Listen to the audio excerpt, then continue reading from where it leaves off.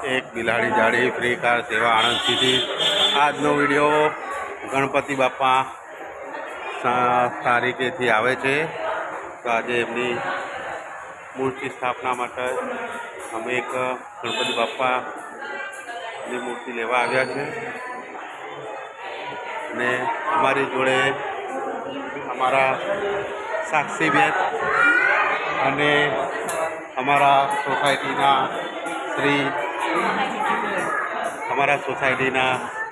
સાક્ષી Hemaben, Jetha uncle, જે તારક મહેતાના નથી, અમારા સોસાયટીના છે અને અમે ગણપતિની મૂર્તિ લેવા આવ્યા છે। તો તમે જોઈ શકો છો કે સરસ મજાની ગણપતિ બાપાની મૂર્તિઓ બી અહીંયા છે।